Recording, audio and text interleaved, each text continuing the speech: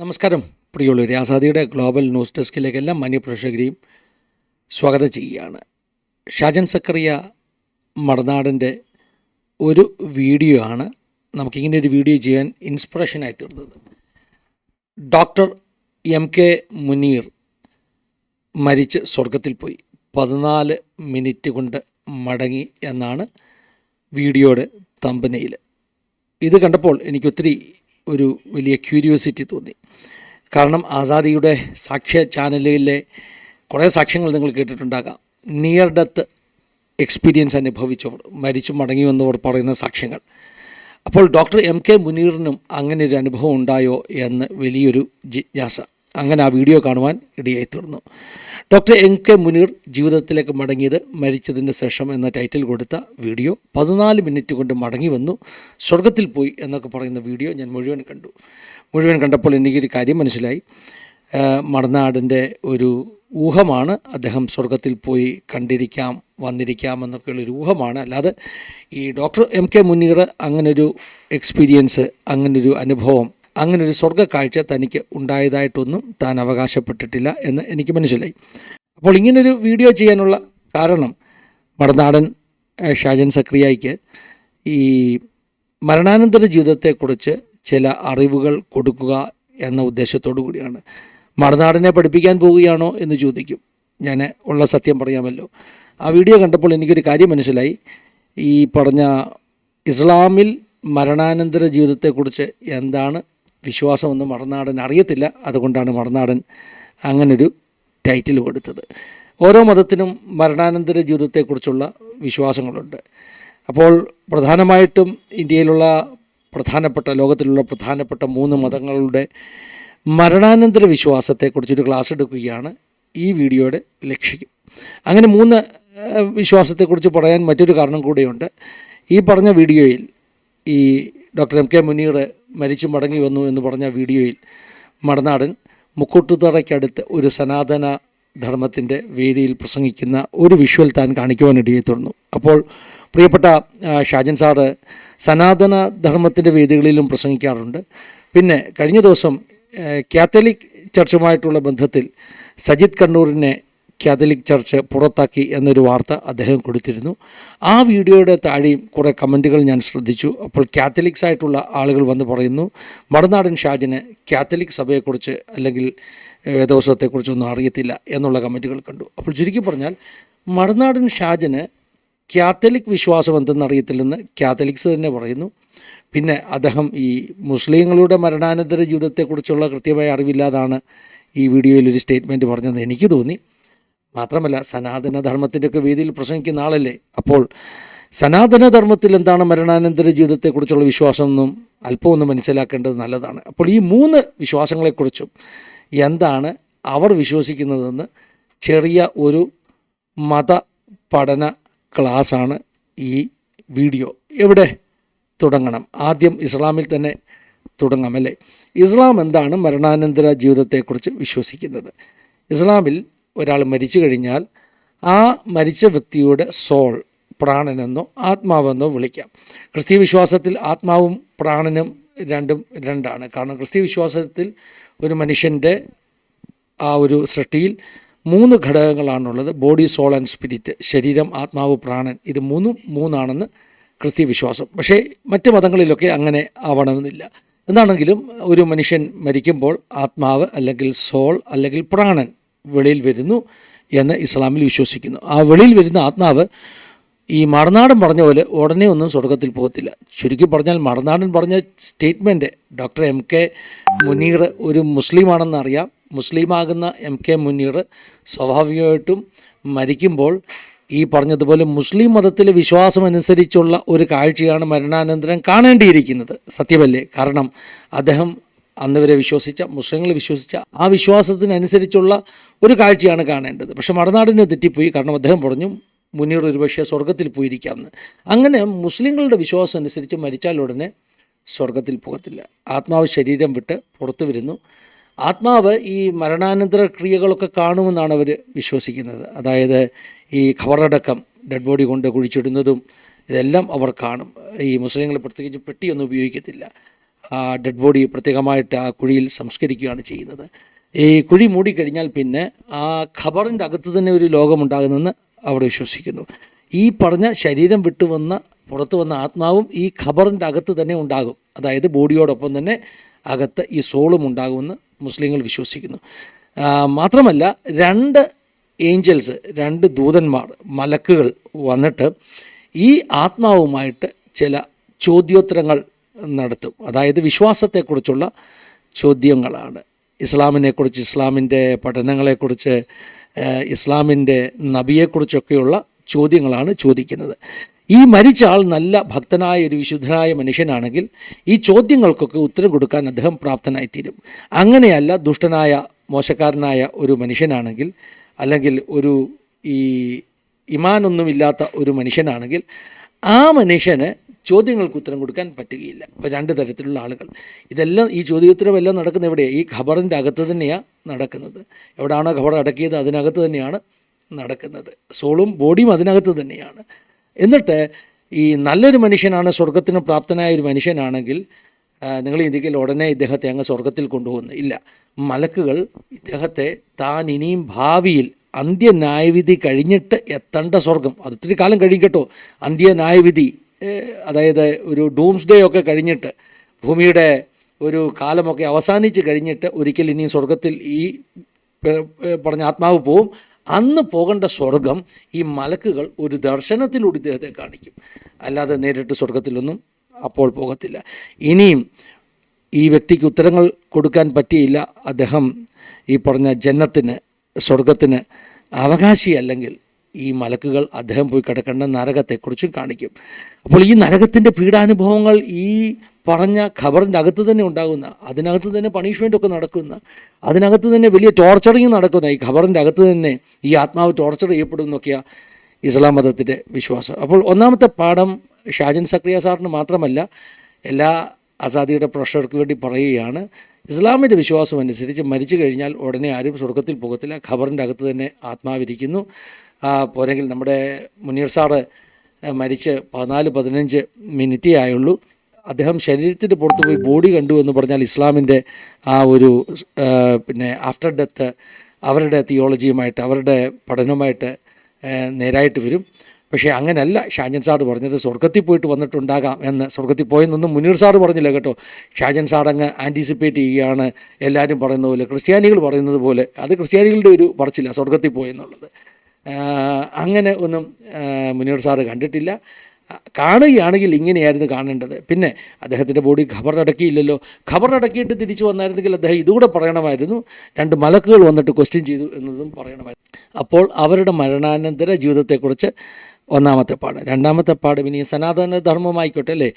ഞാൻ ക്രിസ്തീയ വിശ്വാസിയായതുകൊണ്ട് അത് അവസാനത്തേക്ക് വെക്കാം. ക്രിസ്തീയ വിശ്വാസം എന്താണെന്നുള്ളത്, സനാതന ധർമ്മത്തിലെ വിശ്വാസം അത് ഇച്ചിരി ബുദ്ധിമുട്ടാണ് നമുക്ക് പറയാനും പഠിപ്പിക്കാനും. കാരണം സനാതന ധർമ്മത്തിന് അങ്ങനെ ഏകീകൃതമായിട്ടുള്ള ഒരു വിശ്വാസവും ഏകീകൃതമായിട്ടുള്ള ഒരു സ്ക്രിപ്ചറും ഒന്നുമില്ല. സനാതന ധർമ്മത്തിൽ പല കൈവഴികളുണ്ട്.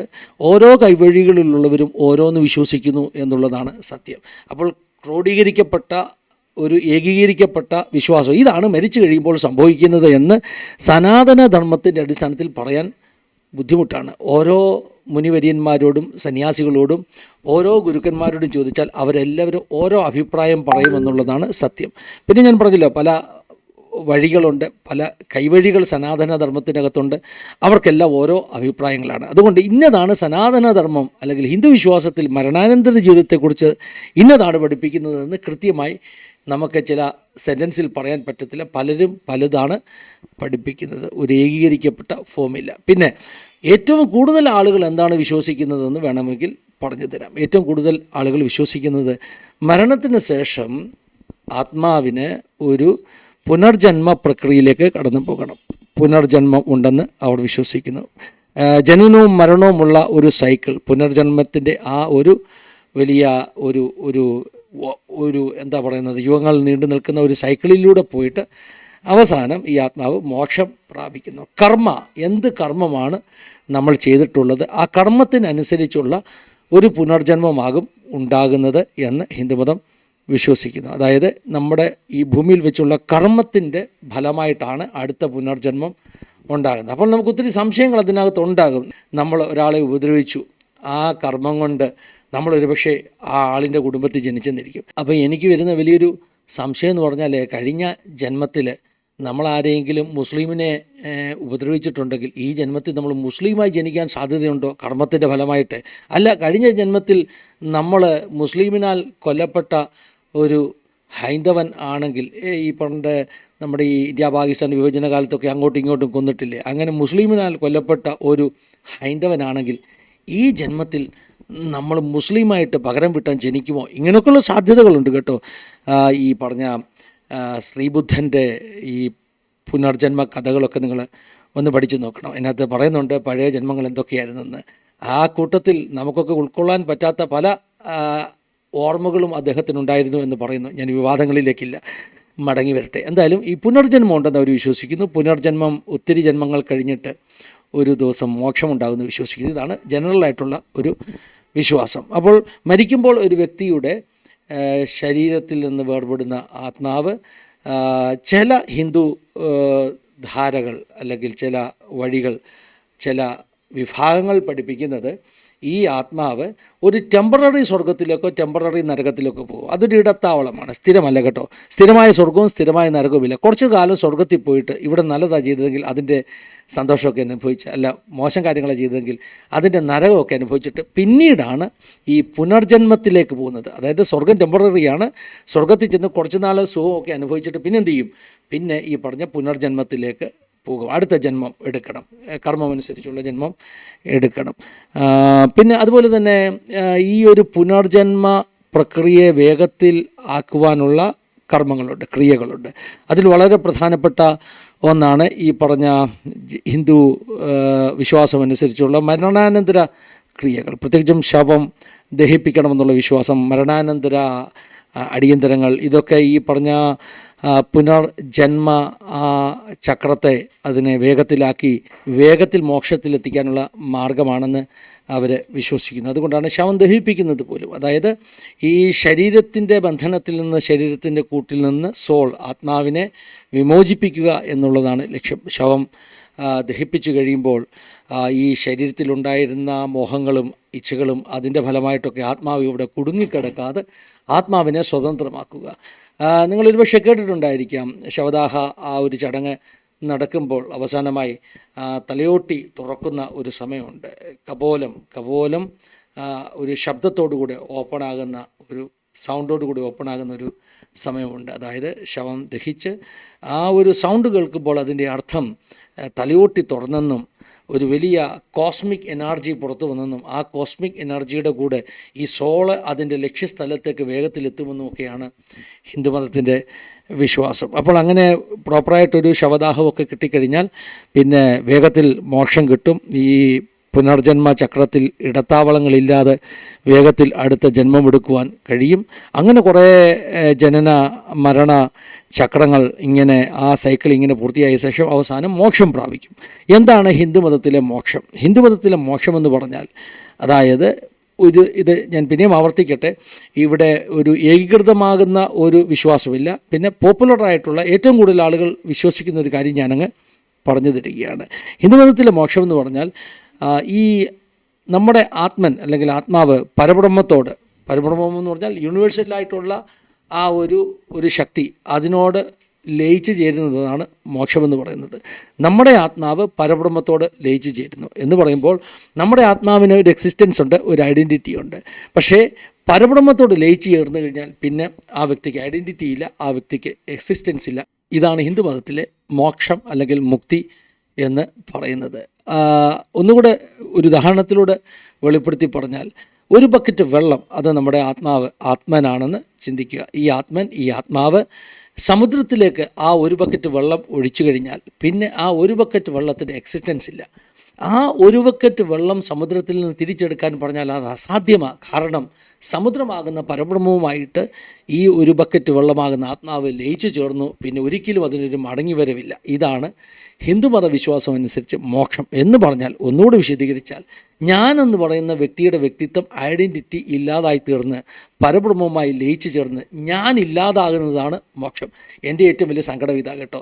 ഞാൻ ഇല്ലാതാകുന്നു എന്ന് പറയുമ്പോൾ അതിനെ എനിക്ക് എങ്ങനെയാണ് മോക്ഷമെന്ന് വിളിക്കുവാൻ കഴിയുന്നത്, മുക്തിയെന്ന് വിളിക്കുവാൻ കഴിയുന്നത്? ഹിന്ദു വിശ്വാസം അനുസരിച്ച് ജനന മരണ ചക്രത്തിൽ നിന്ന് ഞാൻ മോചിതനായി, ഇനി ഞാനില്ല, എൻ്റെ ആത്മാവിനെ അനിഹിലേറ്റ് ചെയ്തെന്ന് പറയാം, തുടച്ചു നീക്കി എന്ന് പറയാം, എൻ്റെ വ്യക്തിത്വത്തെ തുടച്ചു നീക്കി എന്ന് പറയാം. അതായത് ഞാനെന്ന വ്യക്തിയില്ല. അപ്പോൾ എൻ്റെ വലിയൊരു ചോദ്യം ഉണ്ടാകും, ഞാനെന്ന ഒരു വ്യക്തി ഇല്ലെങ്കിൽ ഞാൻ ഈ ഭൂമിയിൽ വെച്ച് ചെയ്യുന്ന പുണ്യകർമ്മങ്ങൾക്കും സത്കർമ്മങ്ങൾക്കും ഈ ഓട്ടത്തിനും ചാട്ടത്തിനും ഈ എല്ലാ വിശ്വാസങ്ങൾക്കൊക്കെ എന്താണ് അർത്ഥമുള്ളത്? കാരണം മരിച്ച ശേഷം എനിക്ക് കിട്ടുന്ന മുക്തി ഞാനെന്ന വ്യക്തിത്വത്തെ ഇല്ലാതാക്കി തീർക്കുന്നു.